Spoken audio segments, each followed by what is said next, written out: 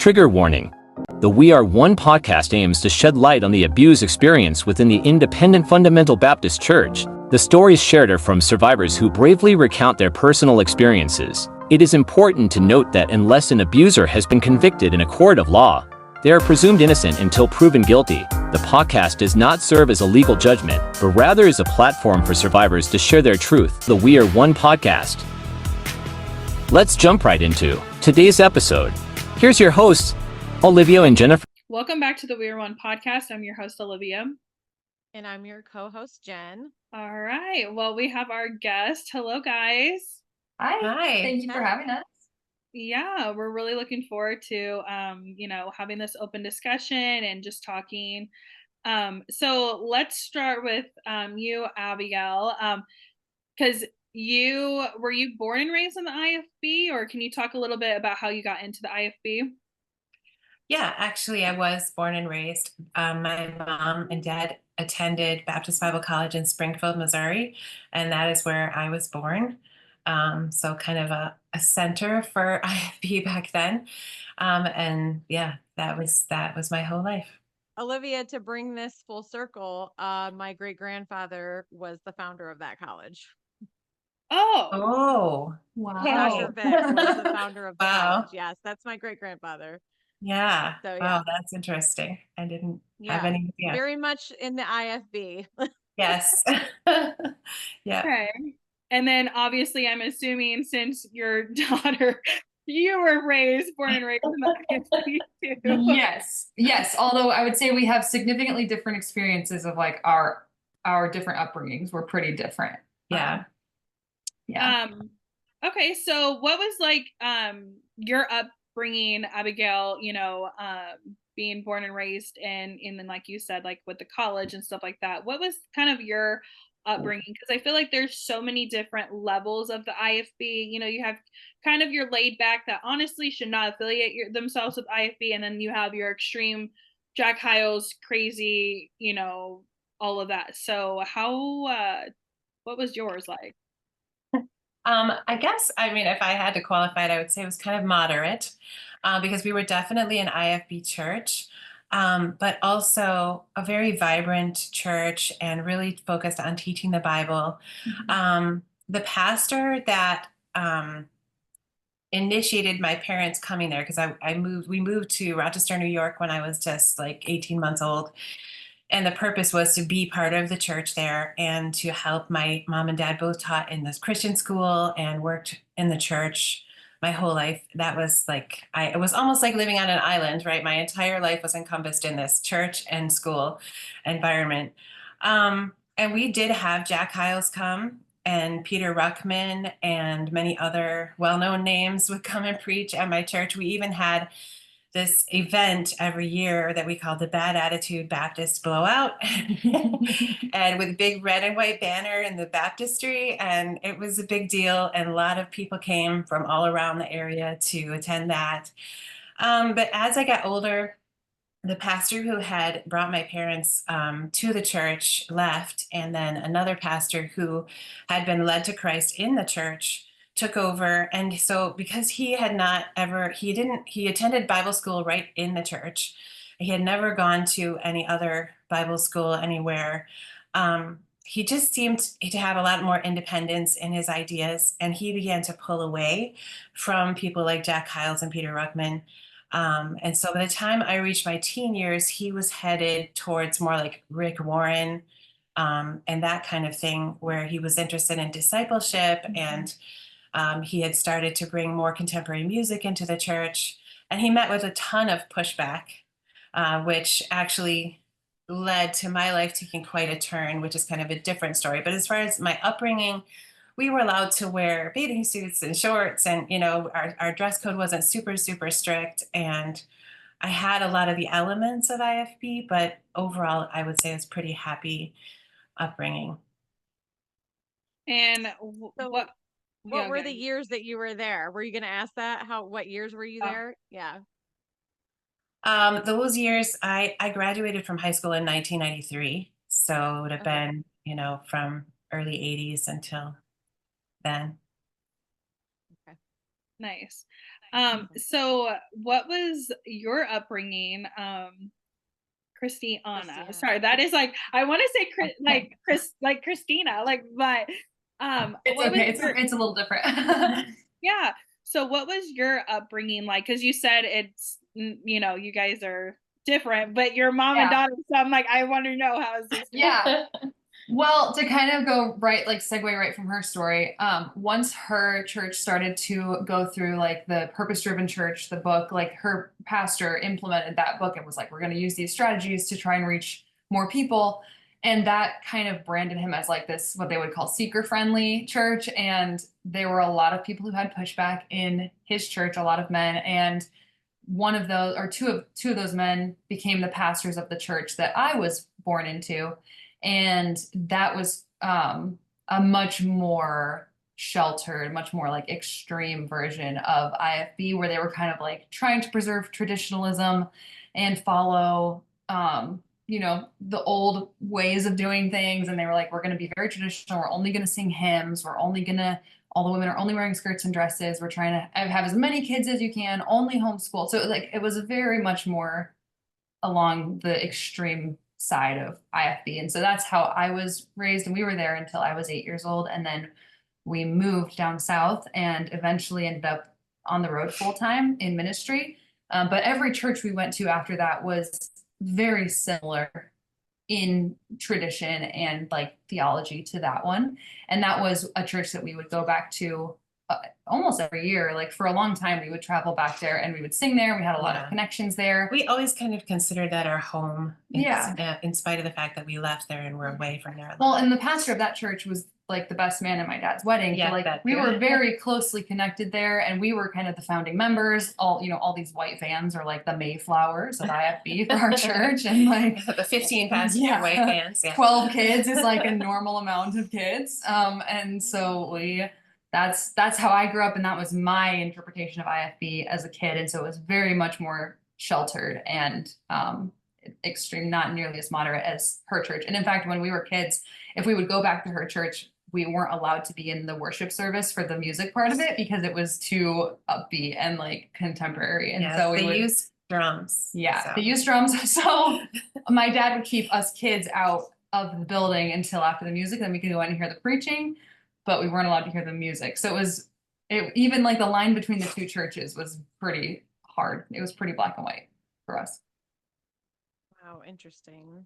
Yeah, that is interesting because like my thing is, so because Abigail, you had more of kind of like a middle ground in the way of like the IFB, you had your moderate, you've seen the extreme or whatever. So my question is, when you guys got super laid back, what it sounds like, how did you transition to that? And now your daughter is having a complete opposite. Like, that's my question, because I'm like, wait, I feel like we're missing chapters. So yes, you are. Okay. So can you explain that? Because now I'm like, I have so many questions. Right. I understand. So like I said, at the time that my pastor that I grew up with was making a lot of changes, he received a ton of pushback from people in the church who felt that he was going liberal, or, he was just the things he was introducing dangerous or wrong. And so I was becoming a woman right at that time. And I also didn't get saved actually until I was 17. And so I was just beginning my own walk with Christ, and then graduating from high school and kind of just observing all this stuff going on because I was too busy to really care that much. I was more into my own walk. And then I went away to Bible college, I went to Trinity Baptist College in Jacksonville, Florida, which at the time, Bob Gray had just left. And so it was extreme. It was sort of a baptism into the rest of the IFB world, and things were not moderate there. Our dress code was very strict. People were kind of scandalized to find out things like that I wore pants at home and I went to the theater. And so that began some things, I think maybe just the peer pressure of being there. But then also, so I had met my husband before I went to Bible college, and I was only in Bible college for a year and a half, came home to get married. And right after we got married, we went to a Bill Gothard seminar. And to backtrack just a little bit, my husband and I had a sort of courtship because right in the early 90s was kind of the rise of purity culture and the ideas of courtship. And I think I Kissed Dating Goodbye was published a year after we got married. So, we weren't fully into that, but it was beginning to become popularized. We read Elizabeth Elliot's Passion and Purity, like not actually together, but we both read the book and talked about it, things like that. So that influence was taking hold. And of course, we were young and we were excited about establishing our new family, and we wanted everything to be done right and really wanted to please the Lord, very sincere. And then, of course, we had this extra influence of this man who was my husband's discipler, became the best man in our wedding, and then the pastor of the church that we went to. So he had also a very strong influence.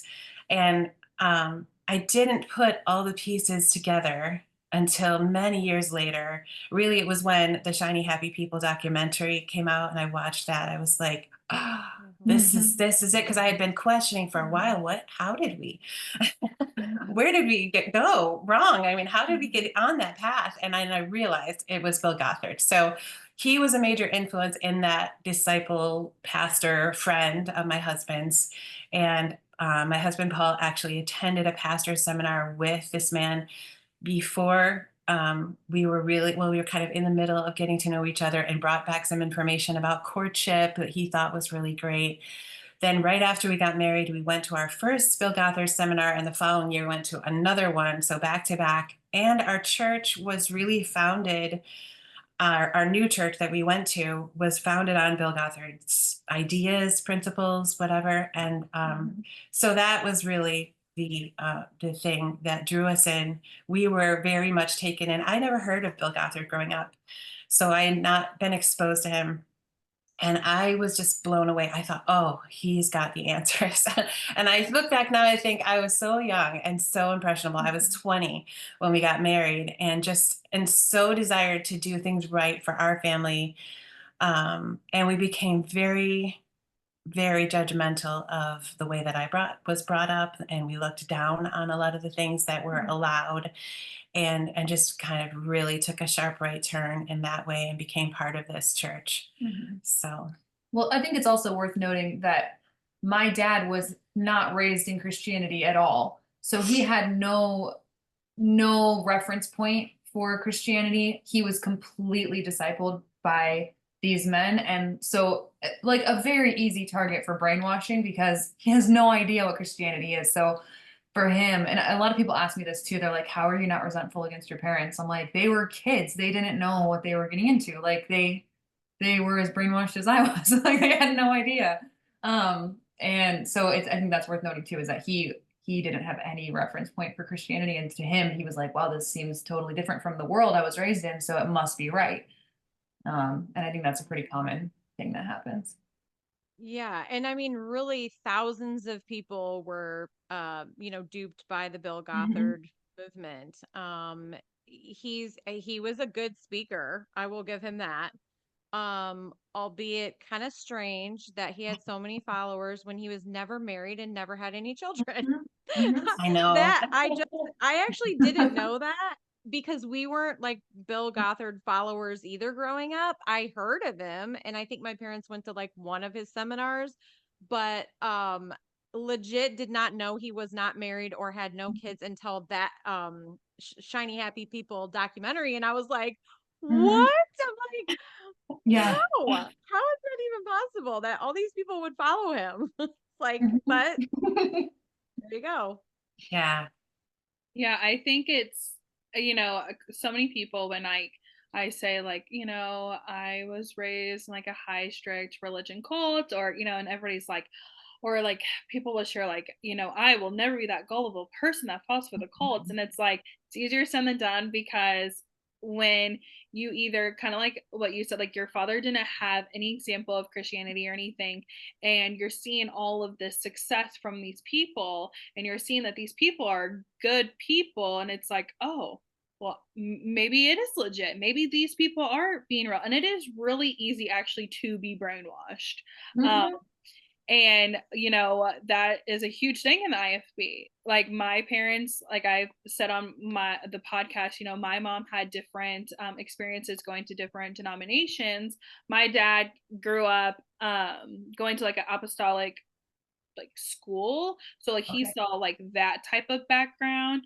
And I always say, like, okay, you guys were like adults, like you weren't raised in it, so how did we get into it? Like, how did you like sit through this and think like this is okay? And she's like, but like I didn't really have anything to compare it to. And I was like, okay, because she's like, it wasn't like we had a stability church growing up, which is like I would go with, like Meemaw and stuff like that. So she's like, I didn't have a stability church. So it was just like, oh, well, this makes sense. And I was like, okay. Because I've gotten the same question. How do you not resent your parents? How do you blah blah? I have heard that for the past year. And I'm like, because I look at it as most people there in the IFB church, or really any cult, but definitely like the IFB church, they are victims of spiritual abuse too. Like they are, whether they look at it that they are or not. I look at it as that, and that's where I try to distinguish like the people who are abusing God's name, like pastors and stuff like that, that know what God's word is, and they're using their personal gain and cult like behavior or whatever. That's who I get mad at. I don't really get mad at the members, because I'm like, I once was blind too. Yeah. And I was once, the judgmental person who actively shunned someone because, someone did this or whatever. Like I was that person too, because that's what you're programmed to think. And, you're programmed to get told like, oh, if you do this and this, and it's like, it's far from the truth, And so I understand when people say that, like, oh, how do you not resent that or whatever? I'm like, honestly, I look at my parents kind of as victims too, in some way, in shape or form, and mainly spiritual abuse. So there is sympathy there. But just, I think people get mixed up with the word sympathy. Just because I say sympathy does not mean I excuse what, Yeah, you're like, I don't condone it. yeah. Yeah. I'm not like these pastors that are like, he meant really good, but we're just never going to talk about it. No. Yeah, yeah.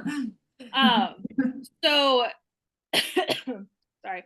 So the Bill Gothard or whatever, and that is a actually curious thing, because like I didn't know that either. And then when I watched it too, I was like, wait, you're telling me that this man who's never been married, who's never had kids, is telling women to put a baby on a blanket at 6 months old? Like all these crazy things. I'm like, what? Yeah. Okay. So that is something that I think most people probably find strange. So Yeah. after you guys got into it with like the Bill Gothard and stuff like that, and the influence of the guy that was friends with your husband, how did you do anything like with the church? Like, were you ever on staff? Like, how involved were you in the church? We were very, very involved. We were never on staff, actually. There were just a very few center people who were on staff there.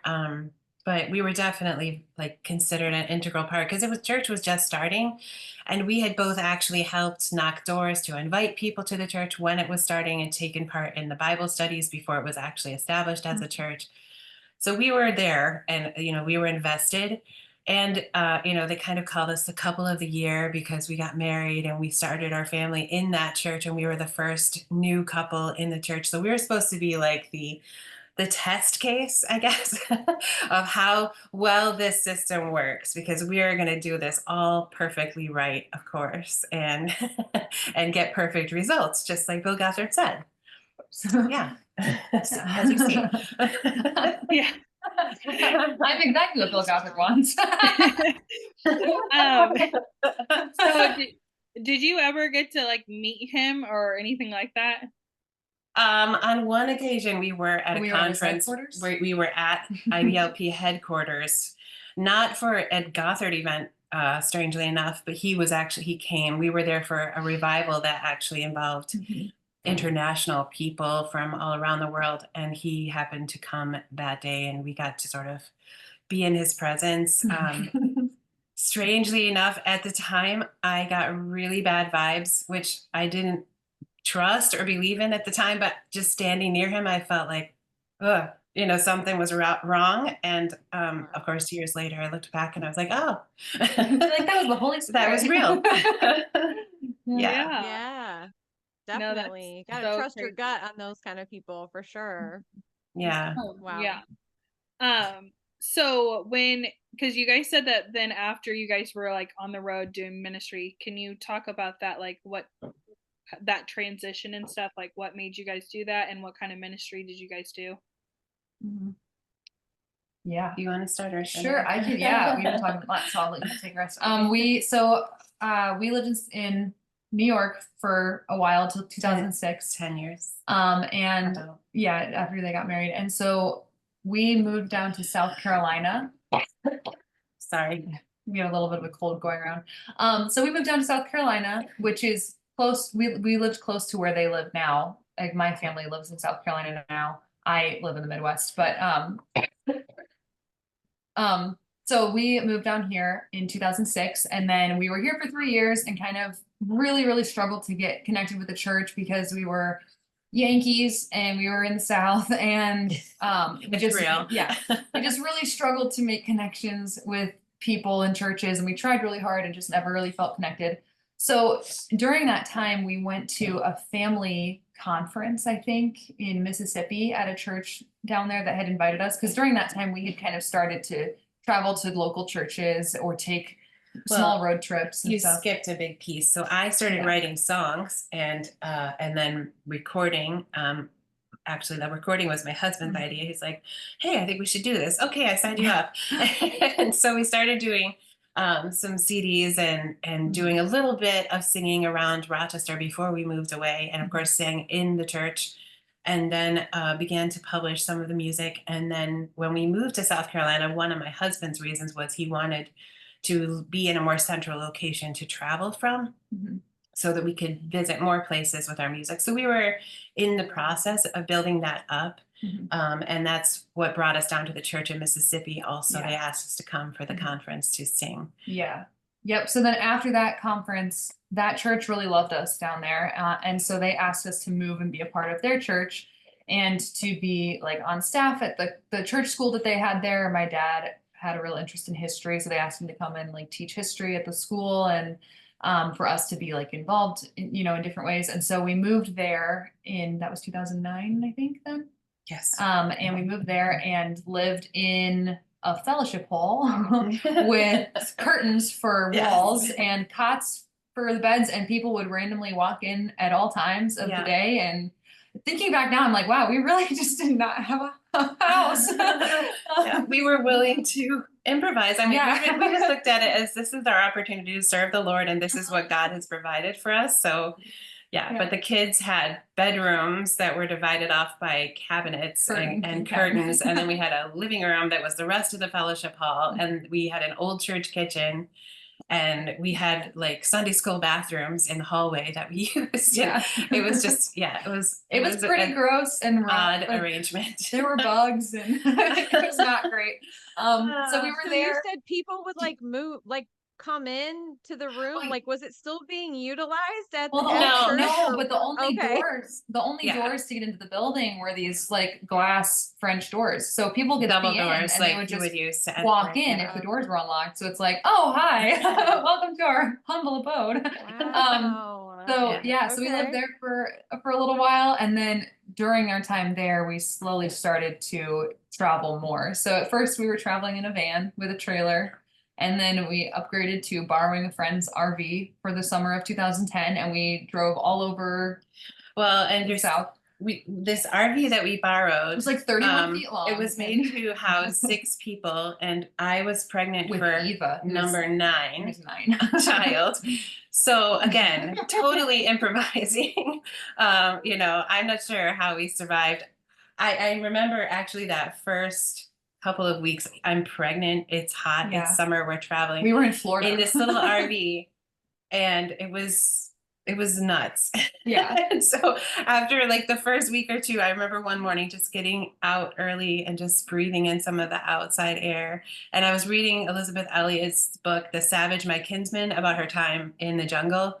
And that was helping me a lot. I was like, okay, if she could do that, then I could do that. Surely I can live on a small RV with 8 children. Right. So we lived in the RV for a little bit, and then we went back to Mississippi, and Eva is the 9th child. She was born. And so then we enrolled In a church. hospital. Yes, she was born in a hospital. Not in the RV. She was born in a hospital, but and You're then telling me you did you have any children on the side of the road? No. Good. Praise God. No, unfortunately not. But during that, so we went back to Mississippi, and then we moved into an 1,100 square foot apartment that was kind of behind the church. So not the fellowship hall, but it was kind of adjacent to where that was. So we had technically a house, but all of the girls were still in one bedroom and all of the boys were in another bedroom. So still very, very small, very rundown. And we enrolled in the church school for that semester so that my mom could stay home and take care of the baby. And then it was the year after that we bought an RV that what do we call it? The Roach Mobile or something? I think I call it the Death Mobile. It was awful. I just remember the first day that we went to go see it. It was on this lot, and my dad was so excited to show us. And he's like, guys, I got this RV and it's gonna be awesome. And we walk in and just smack in the face, like the strongest ammonia smell you can imagine. And I was like, what is this? I was like, is this bad? Okay, so I have a question about, so did all of you kids sing on the platform together? Yes. Did you guys all have matching outfits? Because that's like an IFB thing. We did try to do matching outfits, even though there were so many different ages that it was hard to match. It was more like coordinating outfits. Yeah, we would do like all the color, but we all sang. So is it safe to say you guys were like the Von Trapp family of Yes. the IFB? Basically. A little bit, yes. And we would be compared to them fairly often, actually. Yes, Okay. we would have of that. Yeah. So then we bought our own RV, which was like 36 feet long, so it was a little bit bigger than our others. But we all still were mostly sleeping on the floor, and it didn't have air conditioning. Yes, traveling. We were in Oklahoma that summer, and it was over 100 every day, and the air conditioning did not run unless it was stopped and plugged in. And so again, it was just, but God was really showing me stuff at the time, and so I started calling it the Manna-mobile because God gave the children of Israel manna in the wilderness to try them and see what was in their heart. And I was like, okay, God's trying us. Manna. And so I just kept trying to keep a good attitude. Yep. But then finally God gave us, we had that rattle trap for about 6 months. Mm-hmm. And literally in the wind in Oklahoma, pieces would fly off while we were driving. It's just like, we can make a movie about this. It was hilarious. But so then it was the fall of that, was that 2011, I think.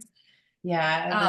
It was. So my dad finally found a bus for sale in Estes Park, Colorado. And so we sold our RV for $9,000 cash to a couple of hippies. And then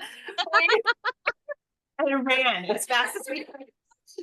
And then we went to Colorado and we got a bus that was 45 feet long, 8.5 feet wide, 13 feet tall, just a huge bus. It seemed like a palace after living in RVs for a couple of years. It was like, this is where it's at. We felt very bougie in the bus, and it said private coach on the side, and we were all just like, oh, private coach. And it was this big bright teal bus. So everywhere we went, we were a spectacle, and we pulled a 16-foot trailer behind it. So just as much length as you can get on the road legally, basically.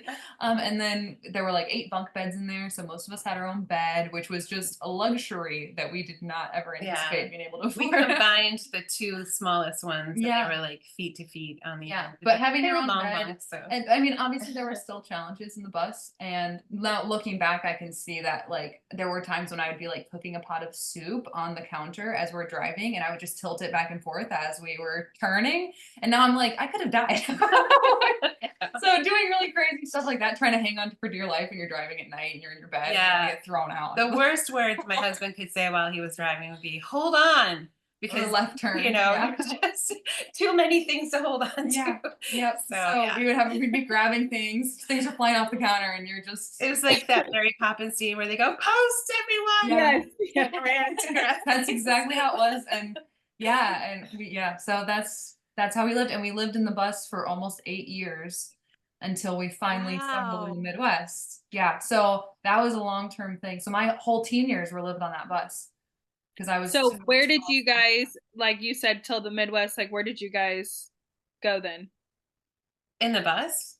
Like you said, like you lived there for 8 years and then you established in the Midwest. So during those 8 years, we traveled to all the lower 48 states. So we went everywhere in that bus. And we went to parts of Canada. Yeah, we did. So we got around, we put a lot of miles on it, and we got to every single state that you can reach by land except for Alaska. And then we sang in over 100 churches every year. So we really got around, which is at least 100, yeah.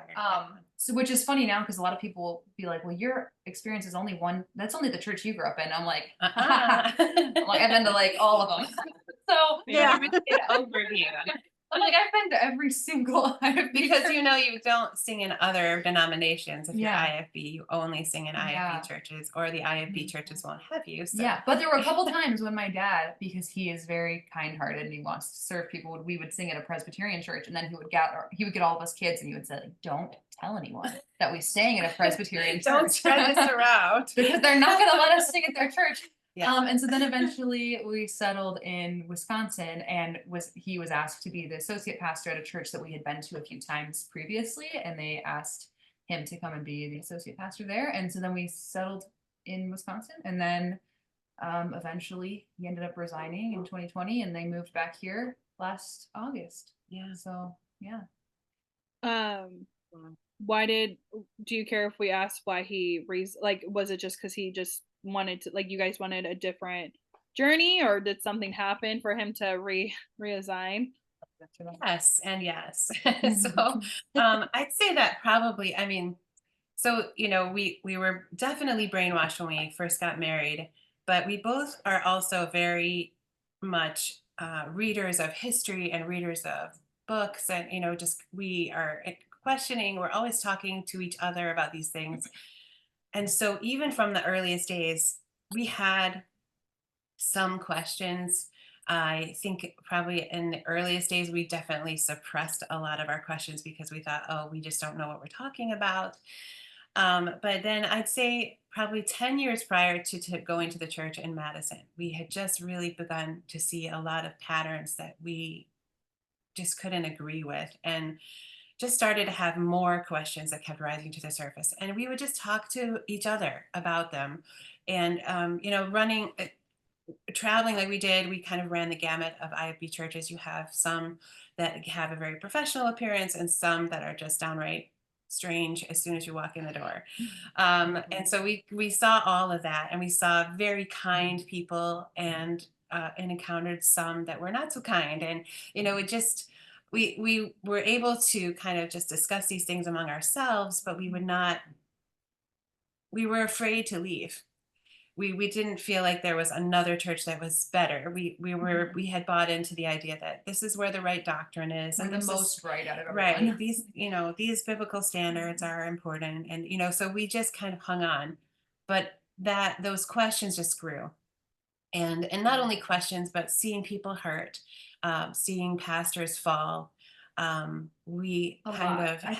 think yesterday my dad told me he knows like between 7 to 9 pastors who are serving sentences right now. Right. People that we had visited with and sung in their churches. And so we knew them personally, and they're now either in jail or should be, or even in some cases worse than that, they're not even alive any longer because they took their own lives out of fear when they were discovered. And, we know more than one of those stories. Mm-hmm. And so I think because we had such a wide experience, unlike many people in the IFB, we began to actually connect the dots and say, wait a second, this isn't normal. This isn't right. Mm-hmm. This is happening more often than it should. And so that was already part of our experience. And then when we got to Madison, we needed a transition because a lot of our kids were getting older and they needed jobs. They needed to be able to carry on with their lives. And we realized this bus life is not really the ideal way for them to do that. And so we were grateful for the opportunity to kind of stop traveling and kind of put roots down. Um, and then when we arrived, or well, in that year, it was 2017 when we stopped traveling. There were some significant things that happened involving Christiana and our church back in New York, that we had always considered our home. And that really rattled us all, especially me and my husband and Christy, and opened our eyes even more to some really revealing things. But then we were invested in the church in Madison. So we thought, well, we'll just serve here and we'll be a blessing here. And we were there for 3 years.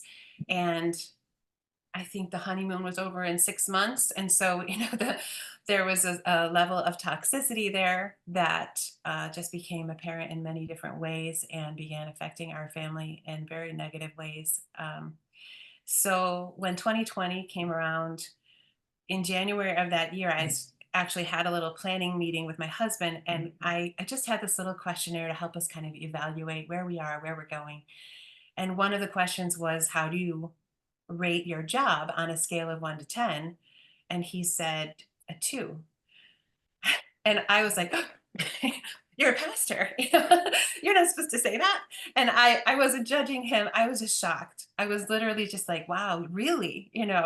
And he just kind of opened up to me about things that he hadn't really even shared, about how toxic the environment was for him. And just, he was feeling stuck because he only had a theology degree. He didn't know where he could go. He kind of felt like, this is it. I got to just tough it out for my family and just stay here. And so I began really praying after that conversation for God to do something. I didn't even know what I was asking, but just I knew that my husband needed help. He could not continue to live under that amount of stress and kind of a despair. And so then, of course, as you know, in March of 2020, everything shut down. And our first reaction to church being closed was relief, which is probably not typical, not necessarily desirable that you should feel that way. But it was revealing again to us. We were like, oh, okay, we're happy that we don't have to go to church. And so again, just causing us to question what we're doing. Why would we continue like this? And during that time, because most of the people weren't attending church, the pastor mentioned to my husband a few times. My husband was associate pastor, and he said, well, if the offerings don't pick up, we may have to get jobs. Well, we still had 10 kids at home, and my husband was like, I can't wait around and see if that's going to happen. I need to get on that right now. And so we started praying about what he could do to get extra income. And he did not want to go to Chick-fil-A to work with the kids. But God provided this opportunity to work with a company from home on Zoom. He was able to do this with his cousin and start a business that way. And he encountered a level of positivity that he had never seen before. And a lot of Christian people working in that environment, but they weren't IFB. They were just genuine, loving Christian people. And he started getting poured into, and it just revolutionized his world. And so by the end of that year, in September of that year, the last day of September, we went in together to the office of the church and sat with the pastor and said, we're done. We're leaving. And that was really, we realized we have to leave everything. We have to leave the church. We have to leave IFB. It's all happening now. And that's what we did. Wow. Yeah, I mean, I for sure can I can relate to the relief of church closing for COVID because, 2020 when COVID happened, I kept on telling my mom, because what happened was there was a situation that happened in like January, February-ish, and I knew then when walking out the doors, I kept on saying to my mom, like, if you want to go here, that's you're right. I'm never coming back after this. And I kept on saying, and I think she was just like, emotions are high. You're going to regret, whatever. And then when church closed down, I kept on thinking, as time has gone on and we're having these conversations, we're talking and having these conversations that you don't really, because you don't really critical think for yourself in the IFB. You don't really have that. You just, well, that's what I got told. So like, that's what it is. You don't really question your, you know what I mean? So when that starts happening, you kind of unravel so much, whether that's just, wait, why do I do that? And then it's like, I don't know. And then it just goes one question after another in a conversation. So I can for sure relate to that relief, because I kept on thinking, we don't owe anybody explanation where we're at because everybody's Right. at home. So that was, I mean, COVID was a hard year for, a lot of people. People died of COVID. Our economy was crazy. It was just like nuts. It was a nuts time. But I will say, it saved me in the way of opening my eyes. And so I am thankful for that. So I can for sure relate to the relief. Jen, did you have a question? Sorry. Yeah, so actually I was curious, like go back to the traveling bus days. When you were in all, you guys said that you were in all different kinds of church, like IFB churches. Some of them were like, kind of more formal, others were kind of crazy. So you saw like the full gamut of all the kinds of IFB churches there are. I'm just curious because I'm a former pastor's daughter. We were just talking about this on a previous episode where I was actually exposed to a lot of these pastors, evangelists, special speakers coming in on a personal level because we would always take them out to dinner or lunch. After like a meeting, we'd spend, sometimes they would stay at our house. So I imagine you guys being like singers, we've also done that too. We took singers out to dinners and stuff like that. Like you got to know the pastors on a different level. Was there ever a point where you and your husband or any of your family members were like, okay, that was a red flag, or something happened? Or did you experience, like, I know from my own experience, I experienced like some of them have anger issues. They were very rude to like waitresses, waiters, very rude to their wives. Another thing was gossip was huge. A lot of these pastors are huge gossipers and they talk bad about each other. I don't know if you guys experienced any of that. I'm just curious. I think for me, since I was a kid, I was not really involved in a lot of those adult conversations. But I think looking back now, I have a better hindsight where I can be like, oh, that was kind of a red flag. Like there would be some pastors who would continually comment on how pretty me and my sisters were. And they would be like, oh, you girls are just so beautiful. You're so beautiful. And now looking back, I'm like, I was 17. Like, Yeah, why that's were weird. you like commenting on me and my sisters, or like making comments about how we should be in romantic relationships? Like, that's a weird thing for a 60-year-old man to be saying. Like, that's a weird thing. Like, we don't know you. So things like that I can notice now where I'm like, oh, that feels predatory. Like, but I was not as involved in a lot of those adult conversations because I was a teenager. So I think some of that went over my head. Whereas as I got a little bit older, I would start to notice things. And I ended up leaving my dad's church before he resigned. And we can get into that too. But I don't know if you have an answer to that question. Yeah, I would say from my perspective that we were, there was definitely a man-centric celebrity culture in IFB. And so for people like us who were traveling in ministry full time, there was this sort of aura around us that people saw. And we knew it wasn't real, but it was just, I think a lot of people were on their best behavior, including the pastors and their wives. And so we just generally had a lot of good interactions with people. And there were definitely some things I can point to, especially with Hyles churches. Like we never sang at Hammond. It's not a huge story, but it just made me think of that. Yeah, that church of probably all the churches we went to was the most formal and, just has a very tightly sealed superiority complex. Yeah, I mean, yeah, you're not gonna find out any dirt. I don't know, people just you definitely can. But anyway, so our So, story was repeat that, what you were saying. Were you not allowed to sing or something there? no, Or I sang. I definitely sang, okay. and that was well received in general. Um, I think they appreciated our family on some level, although there was definitely some awkwardness. But they were very kind to our family.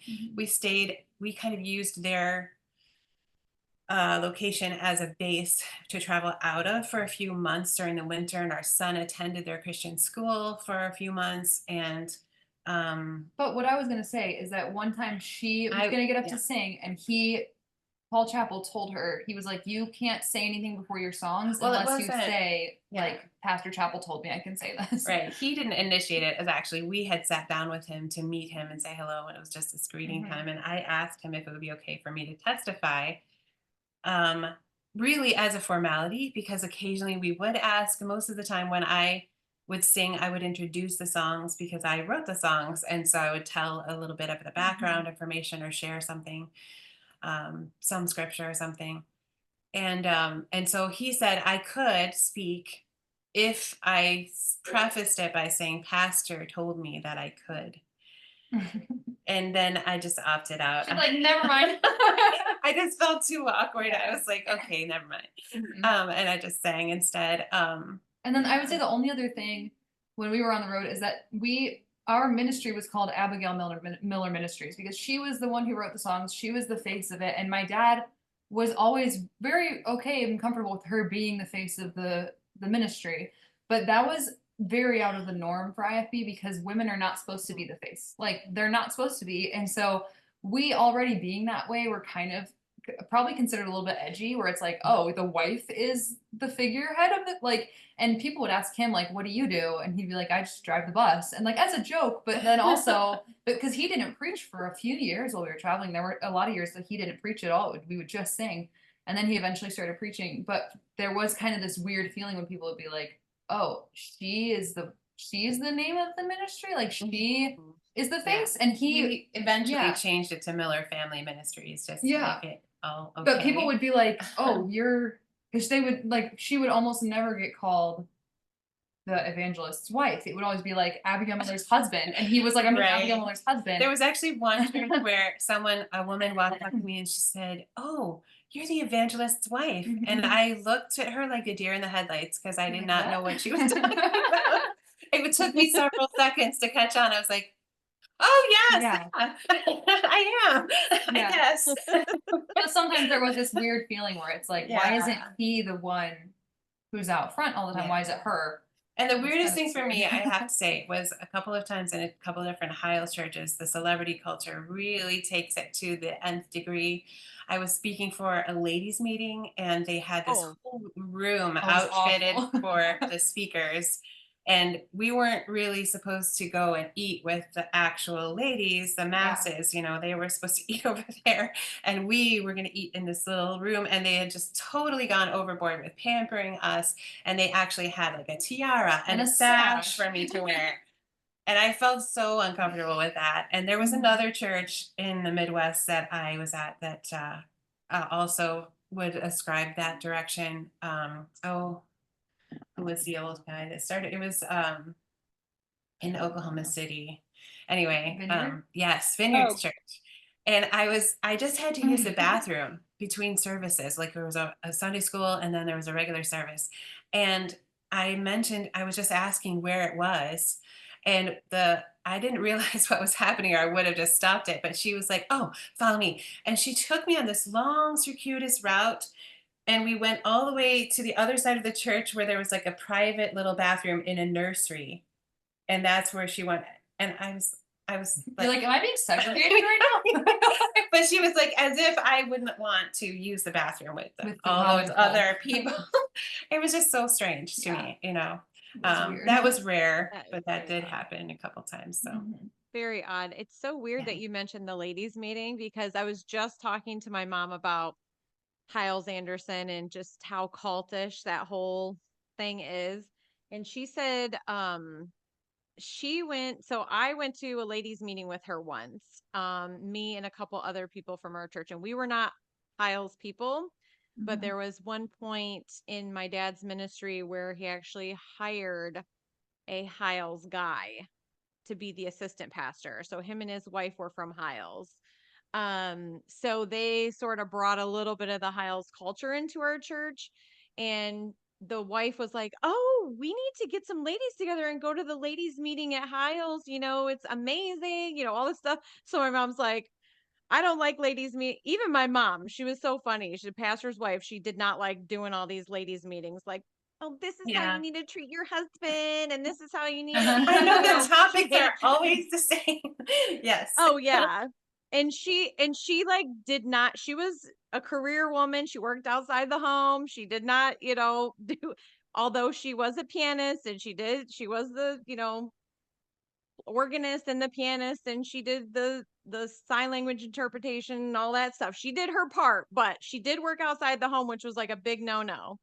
And we went to this ladies meeting, and there was probably like 6 or 7 of us. And when Hiles came out, see, I've never been exposed to this at the time. I was like a teenager. Hiles came out, and you would have thought Elvis Presley came out. I mean, they were screaming. The women were going nuts. People were waving their handkerchiefs and Bibles. People were standing on the pews. And then at that point, it was like, my mom and I were like, "This is a cult. Like, literally, let's get out of here." Well, somehow we separated, and she ended up in another part of the meeting where they had Mrs. Hiles come out, and they had her on one of those, like, what do they call them? Like a throne, but people are carrying it. Oh, like a And they chair? had her, huh?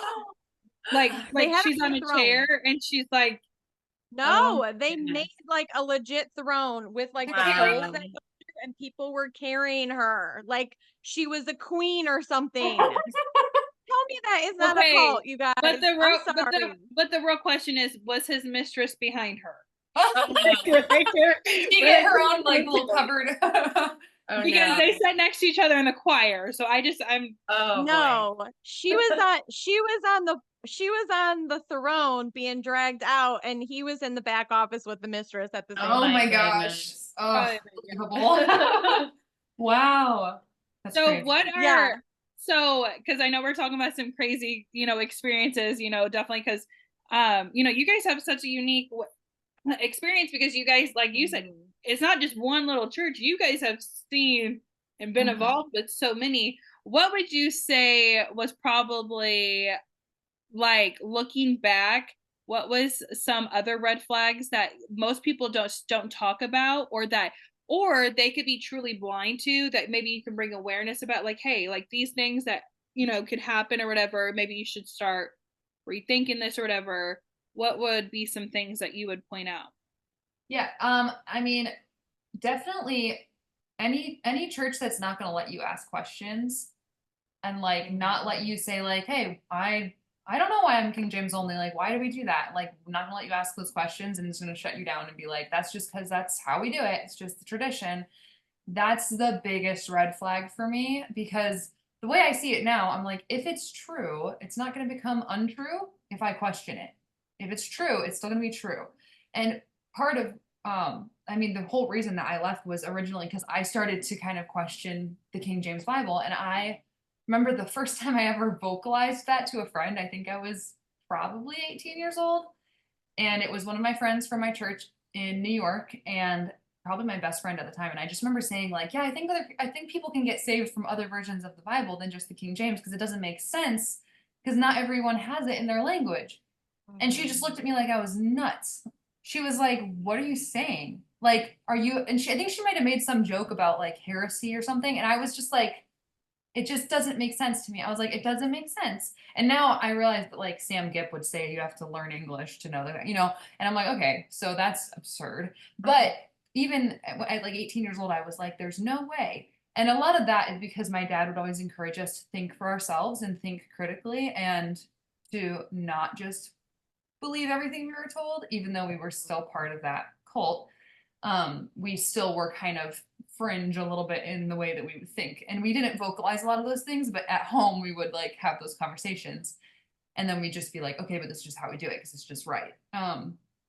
So that was kind of always turning in my head. And that's kind of what pushed me out. But to me, yeah, the biggest red flag is like, if someone's not gonna let you ask why you have to do that, or ask you to prove, like, they can't prove it to you, can't show you from the Bible. Like, I've seen a video of Jack Truber saying, like, I can't show you this stuff from the Bible, but it's just right. Like, it's just the right thing to do. And it's like, okay, well then that's crazy. I'm like, I'm not gonna do what you say if God doesn't say I have to do it. Like, why should I have to do that? And so that's the biggest thing to me. The easiest to spot red flag too, where they're like, just follow us because we know it's right. It's like, no, I don't think so.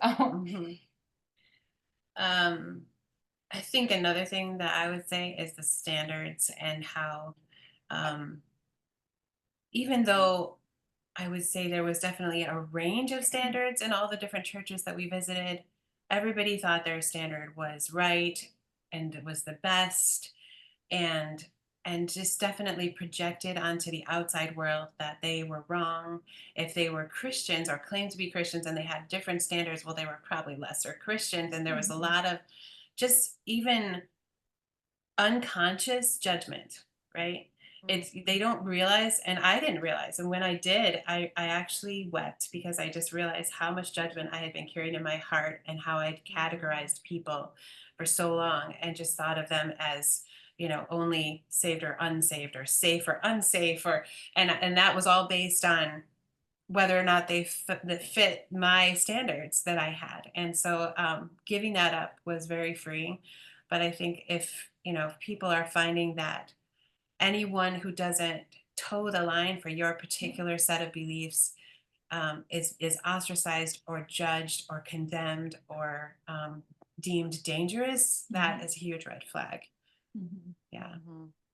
Yeah. So where are you guys now, like on your spiritual journey? Like, are you guys in church anywhere? Are you going to like a non-denominational, or where are you at this point? Yeah. We it was a big decision leaving, obviously, but we knew that we did not want to leave the Lord. And we knew that he was not responsible for all these things that were going wrong. We realized these are errors of men. And so we just really kind of threw ourselves on the Lord, like, okay, well, here we are. And we visited a couple of churches when we were still in Madison, and ended up landing at a church that was pastored by a man we had met. Our kids worked together at Chick-fil-A, and they also homeschooled. And so we kind of had rubbed shoulders with them a little bit. And that was not even why we went there. Had you started going there already to High Point? Yeah. And it was a non-denominational church. And he's just a very articulate preacher and really preaches the word. He's not, there's no fundyism going on at this church. One of the things we were afraid of is, contemporary music we knew was going to be a switch, and we were okay with it, but we really just wanted people who appeared at least to be genuinely worshiping and not like some kind of a show. And that was another thing we found at that church. So we were there for 3 years, and that's where Christiana still attends. And then when we moved to South Carolina last year, that was another like deep breath moment for me, because I was like, oh, I know exactly what we're going back to. And there's so many IFB churches here in the surrounding area. I mean, I'm guessing there's probably 10 within 3 miles of our house. To get to their church, we have to drive by our old church that we went to when I was a kid. Yeah, we went. So I see it. I saw it on Sunday. Like, oh, there it is. Yeah. So we knew what we did not want, but I was like, are we going to be able to find the needle in a haystack, to find the one we do want?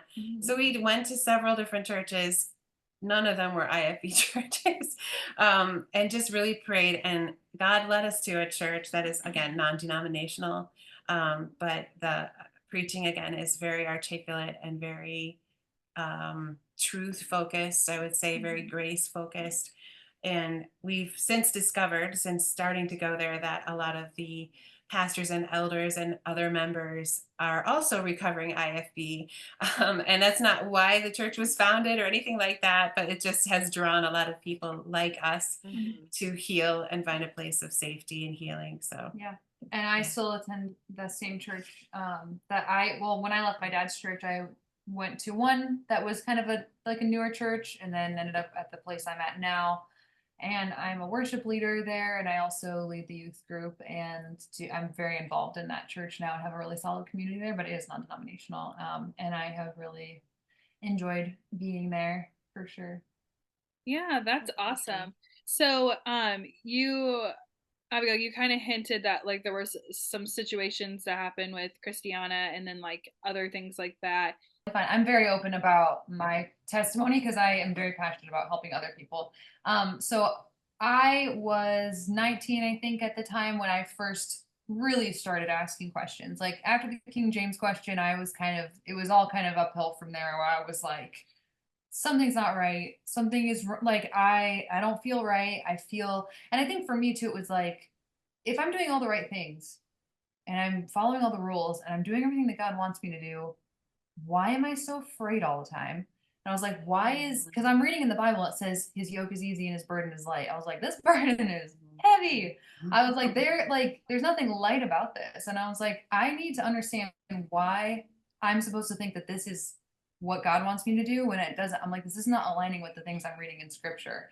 And so I had made a profession of faith when I was, oh my gosh, I think 11 years old. And but ever since then I had kind of like, I didn't feel anything change internally, because I had always been told like, once you get saved, like your entire life changes. And it turns out when you're an 11-year-old pastor's kid, like your life doesn't change that much because you've never been a party animal or anything. And so my life didn't change, but then I felt like I had to uphold this facade for all those years, because I was like, people are like, they're going to think that I'm a fake Christian if they know that I have these doubts and I have these fears. And then when we started traveling, there was this need to kind of uphold this. We would say like, you have to maintain your testimony. You have a testimony, and people always say that. And I hate hearing that now, because I'm like, don't, like, that's not. That actually means image. Yeah. So I was like trying to maintain this image, and I remember moms would come up to me and say like, I want my daughter to be like you, and I would be like, you don't. And so I really struggled with a lot of fear and a lot of anxiety about like the end times and the rapture and all this stuff that's put on us as kids at like prophecy conferences, when they're like, I was like, any day now I'm going to be devoured by a wild beast in the streets because the Bible, we're living in the end times. And I was like, any day. So a lot of fear. And then I think when I was like 17 or 18, I just really finally was like, this has got to stop. Like, I have to figure out what's going wrong. And so I started asking these questions, and really like putting it to my parents and being like, you have got to tell me, especially my dad, because he was a pastor, and this is all happening in Madison. And so and also my sisters had asked me, they were like, can you like ask him about like, why are we not allowed to wear pants and stuff? And I was always the one who was brave enough to ask, like they were all like, can you like, and I was like, fine, I'll take him for the team. Like, and so but the funny thing is too, going back to when I was really little, I was always outspoken, and I was always very opinionated, and I would always say what was on my mind, and I was always independent. And that does not fit the mold for girls. Yep. It's always us. We have a podcast. It's always us. And so pastors would tell my parents, like, look out for her because she's wild. Like, she's going to run from the faith. She's going to leave the faith. She's going to go crazy, and you need to keep a lock on her. And that, I think I also internalized some of that, where I was like, I am prone to rebellion, and I always kind of had this like identity crisis where I was like, I have to be the perfect girl that they want me to be, and I never felt like I really fit into that mold. And so when I started asking all these questions, my dad was like, okay, well, let's look at the Bible and see why we believe all this stuff. And I was like, fine, if you can find it and you can show me, then I'm in, but if not, I'm done. I was like, I'm out. And not even like I want to leave the faith. I was just like, I can't do this anymore. Like, I can't do this. And so he was not able to find the answers that I was looking for in the Bible, and I was not able to find them. And so I was like, okay, well, this, it's been good, but I was like, I guess I'll see you on the other side. And so, yeah, so then I started like really waking up and realizing like, okay, I've been lied to. I can't follow these rules anymore because I don't feel like God wants me to do them. And ultimately for me, the question came down to, why am I doing these things?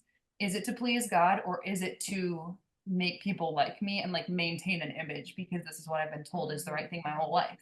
And I was like, if it's for that, then I'm done. Because I'm not the kind of person who can maintain an image anyway. Like, I'm not the kind of person who can fake like someone, you know? I'm like, I've never Same. Oh my it's a gosh. friendship. And I'm like, I've never been able to pretend that I like someone. And even if I try, my face will tell you that I don't. Like, I've just Pretty never much. been that person. And so I was like, this is stupid. And I'm done. I was like, it's done. And so I started to just subtly kind of change, you know, the way I dressed, and I smuggled an ESV Bible into my car and I hid it in the console of my car. And I was like, this is contraband. And I would listen to 10,000 North and I would just like slowly start to change myself. And then eventually that started to bleed into social media, and people who knew me were seeing pictures of me wearing, you know, things that they were like, whoa, those are men's basketball shorts. Yeah, something really shocking, like a tank top and a pair of long shorts. Yeah. Like, and so there was a picture of me, super shocking. and I had been swimming with some friends, and there's a picture of me, and I'm sitting on a dock, and it's just like a group photo, and like you can see my knees and my shoulders, and my and so what happened was my friend from New York, the same one who had looked at me weird that one time when I mentioned the King James, she sent me in this email, and she was very concerned for my well-being. And she was like, I've just seen some things that are a little concerning, and I just like want to reach out and see how you're doing. And I was like, I was very excited to hear from her, because I was like, this is so great. You have no idea. Like, God didn't tell us we have to do these things. I was like, this is awesome. And she was like, that's not awesome. She's like, you're going down a path I can't follow. And I was like, oh, this, like, we don't see eye to eye. Yeah. And I was like, oh, wait, you don't see this as a good thing. And that was a very rude awakening for me. Well, and you're being really nice. No, I was gonna keep telling them. So what actually happened is, so I tried to explain. I was like, I've been doing all this searching in the Bible, and I've been reading, and I feel like I'm connecting with God finally, and I feel all this freedom, and I'm not afraid anymore, and I'm so excited to share this with people. And she was like, you are two-faced, and you are a hypocrite, and you dress like a harlot, and you have been faking all these friendships to get close to boys that you like, and I can't believe that you would treat me this way. And I was like, what? Like, it was pretty, I can remember the place I was sitting when I was reading this email for the first time, and I just stayed there for a while and just cried, because I was like, what am I reading? Like, this person who I care about deeply, who I thought cared about me. Considered a best friend, right? This is not just any friend. Yeah. This is someone very close. Happens to be the pastor's daughter of that church in New York. So the daughter of the man who discipled my dad. And so I was very shaken by that, and was like, wait, I thought that we were connected by our common denominator, which is Jesus. Turns out that wasn't the case. I was like, we were only friends because I looked like you. And it wasn't because you love Jesus. You didn't want to be my friend because you love Jesus. You want to be my friend because I fit in your circle and I fit in your mold, and I don't anymore. And now you don't want to be friends with me. And so that was a very rude awakening. And after that, people slowly started cutting me off, because they gossip, they talk, and like other people would tell me, they'd be like, oh, they're saying stuff about you. And there was also a situation with a young man who I liked at the time, who said some very unkind things about me to my father, who, by the way, is not the person you should tell bad things about me to, because he loves me. And I was like, he's not gonna be on your side. So if you have beef with me, don't take it to my dad. But he said some very unkind things and started gossiping about me, and told people that I was not the Christian woman he thought I was. And my friend phrased it as, he thought you had something good, I guess. And I was very, very hurt by that, because what had actually happened in that situation was much worse, and it wasn't anything I had done to earn that unkindness from him.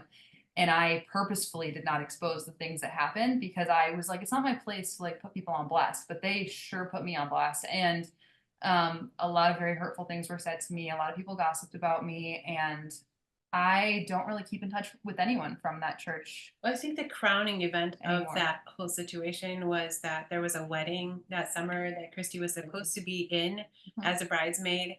And after all of this started happening, suddenly she was getting negative feedback from all of her friends. And it ended up, I think, I got a message that said, you can come to the cake reception if you want.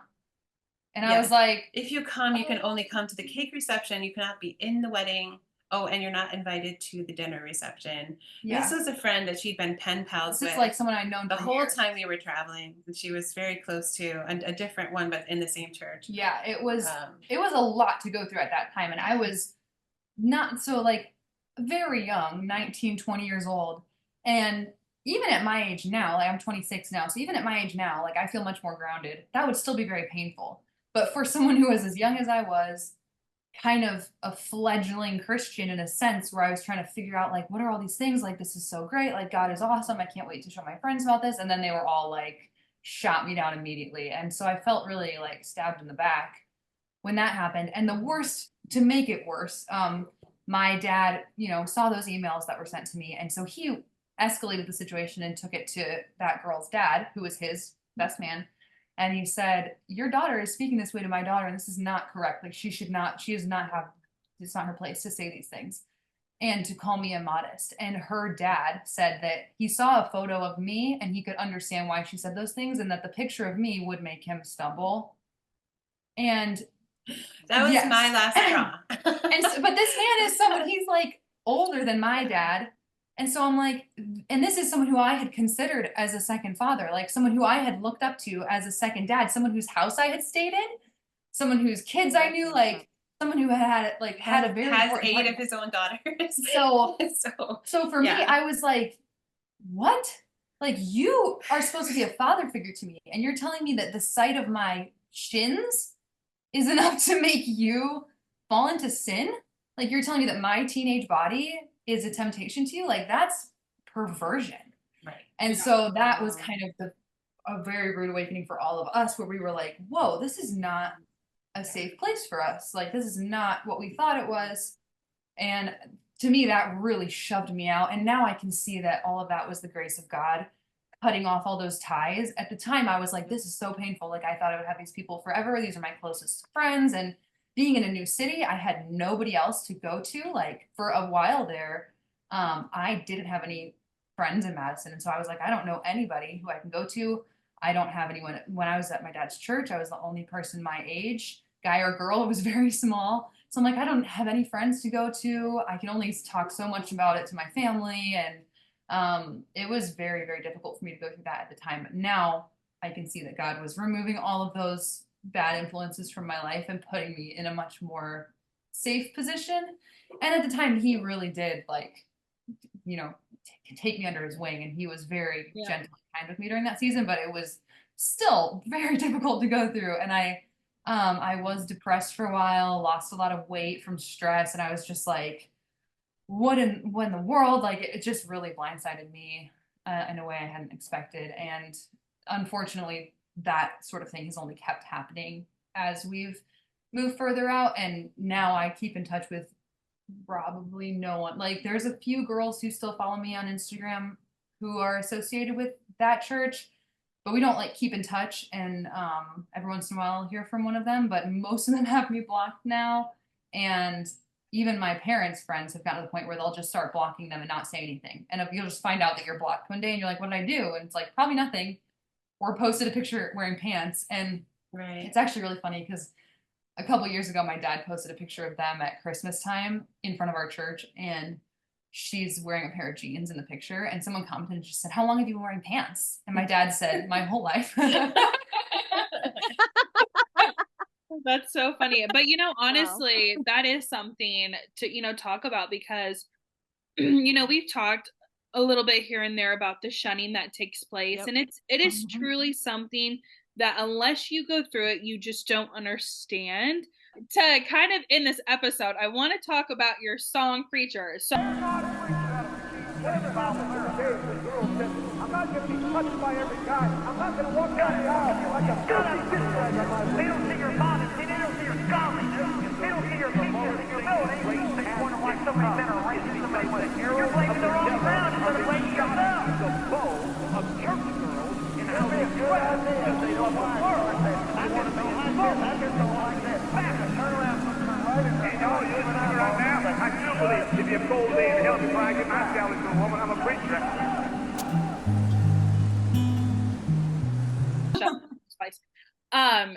to the music video, which I'm gonna add clips in here, is amazing. Okay, who's the little girl? Is that your sister? Is it? No, it's not my sister. Her name is Evelyn Parker, and the story of how we even got connected with her is crazy. Like, my producer and I flew to Arizona to shoot that music video, and it was kind of a last minute thing where like I was trying to figure out how to like capture my vision for it, and I sent him a vision board, and he was like, we cannot shoot this in the Midwest. Like, there's no way that we can capture what you're wanting to do in the Midwest. It's too green. Yeah, so he was like, much. why don't we just go to Arizona? And I was like, what do you mean go to Arizona? And he was like, well, we'll just fly there and like shoot a video. And I was like, you're insane, but let's do it. I was like, okay, let's do it. So God opened all the doors for that to happen, except for the chapel where we wanted to shoot it. The woman who owned it was wanting to charge us a lot of money to shoot there. And I was like, okay, I am an independent artist. I'm not made of money. Like, I can't afford what she was asking us to pay. So we were like, I guess we'll just go there and not shoot the inside shots. We'll just come back and try to figure out a place back home so we can do it for less, because I just can't afford what she was asking. So we had planned to go there and not do all the indoor shots for that music video. When we get there, the last day that we had was a full day. We weren't even planning to film on the Friday where they were like planning to just have an open day.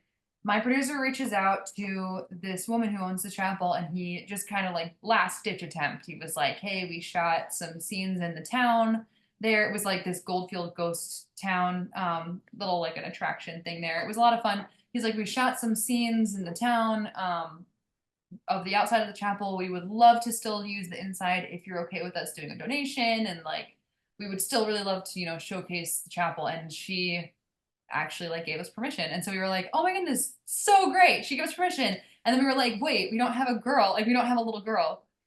Because I couldn't play my younger self, obviously. And so we were like, how do you go on the internet and say, where can I find a little girl? I was like, wait, this is such a bad look. And so we went on Facebook and like some actor group or something, and he put a message out there, and Evelyn's parents reached out to us, and they were willing to come and meet us at like 4 p.m. that day. And so we went and got the sunset and did all the scenes, and she did a phenomenal job. She was only 7 years old, and it also happens to look a lot she like looks the just young like Christy. So yeah, which is the weird thing, because I had resigned at that point to like, we're not going to find someone who looks like me, and I don't really care. I was like, we just have to get the shots. It doesn't matter. No one's going to know.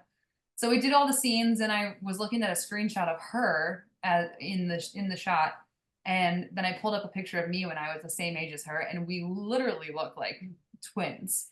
And I was like, whoa, God. I was like, okay, like one of those God moments where I was just like, okay, you are behind this project, and like you obviously are trying to get it out. Like this feels like God is opening this door. So we were able to work with her, and she is great. She's a little actress down in Arizona. So if anyone needs a little actress for your films, go and. There I stood in the ruin of the life I built on sand. I was born in a prison made of all the law's demands. You said not to ask questions, and I had to know why. You said God would be angry. Turns out that was a lie. You said she is a wild one. She may run from the faith. Clip her wings, keep her quiet, lock her up in a cage.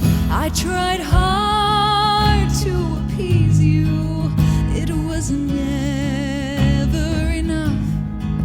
Till one day I said, preacher, I'm calling your bluff. You called it a church, but you put me through hell, till I was a shell of the person God made me to be.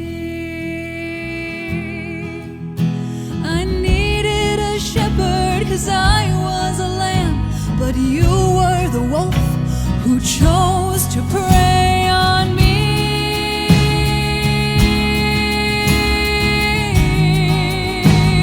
What do you want from me?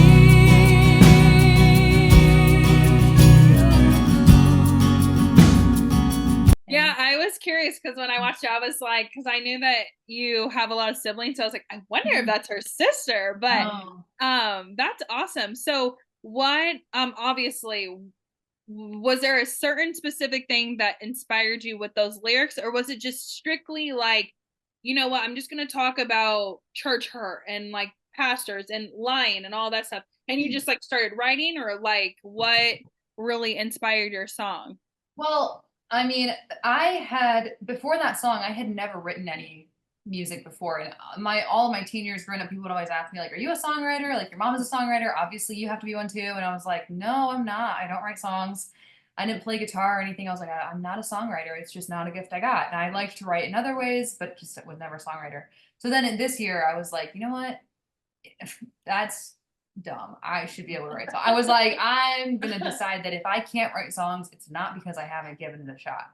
And so I taught myself how to play guitar starting in April of this, or late March of this year. And in April, I wrote Preacher.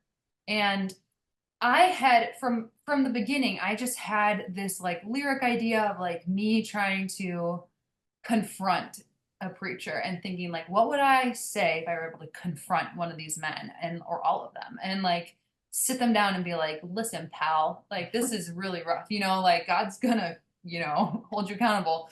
And so that song was kind of written with that in mind. Like if I could sit down and write a letter and say all of the things that I feel about how this impacted me negatively, and about how I've been able to recover from that, but not thanks to what I learned in church. It's like, this is because God has, given me this. He's redeemed this part of my life. And so the song was written with that in mind, and like, how can I also help it kind of be a beacon to other people to hear and know, like, I'm not alone, and I there are other people who understand what I'm going through. Because I think that that's a very specific type of pain that ex-fundies go through, where you really feel isolated because you lose your whole community, and then you're like, I don't know who I can trust now, and I don't know if other people are going to treat me the same way, and I don't know if they're going to like me, and I don't know if they're going to accept me.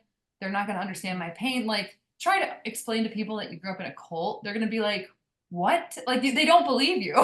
Oh man, I swear, really it's a great open, conversation. Like, I was raised in a cult. They're like, what? Yeah. And you try to explain it, and they're like, that doesn't sound real. Like, when you tell them cult, they're just thinking like, oh, witches with cauldrons and sacrificing over here. No, that's not the kind of cult, although it is. That's a cult. Yeah, different. Exactly. Yeah. So I really wrote the song with that in mind, to kind of like put words to that pain that I was feeling, but also to help other people and to be that light of freedom, so that other people could see and hopefully connect with that and feel like they weren't alone. So that's what I wrote. And that was the first song I ever wrote fully. And I just released it. And so it's out on Spotify and wherever you stream And you music. have more songs. And I have so many more songs. I can't wait for them to get out there, because she sings them for me and they're amazing. Yeah, I've been writing a lot. She was working on one today So I'm excited. Yeah, I love Preacher. I actually, the day that you posted, Abigail, and like one of the groups we're in, and you were like promoting or whatever, I remember clicking on it, and I kid you not, guys, I sent it to all of the people that I know that I'm like, listen to this, and then I'm like, but also watch the music video. Like, oh my gosh, it's so powerful, and it's so good. And then I remember I saw like a quote or something, and it said something about 2024 or like realizing the truth or something about truth, whatever. So then I added that song though on the story, and somebody slid up and was like, okay, I only got to hear 9 seconds of that song. Now I gotta YouTube it. So, it's so good. And again, I will link it in our interview, and like I'll put some clips in there or whatever. It is so good and so powerful, because I felt like I knew like the way of like your intentions, because I felt that like, what would you say to a pastor? And because and it's true. It's like, we might have forgiven you, but you got to repent yourself. And they don't do that most of the time. So I think that was such a powerful, and there's so many different powerful lyrics in that song. And I'm really excited to hear more of your music and stuff like that. But yeah, we appreciate you guys coming on and sharing a little bit about yourself, and kind of talking about some crazy experiences and just having this open discussion, and bringing awareness maybe for something that we have not talked about, or somebody can listen to this and be like, you know what, I know what that's like, whether that's another family that's traveled singing and they've seen it too and they just have not came out or whatever. And so if we can make one person feel less alone in this world, then I feel like we're all doing a good job. And I feel like this episode will really help not only Jen and I, but other people too. So we appreciate you guys coming on and talking with us today. Yeah. Thank you so much for having us. Thank you so much. Yeah, that's great. Thank you. Thanks, ladies.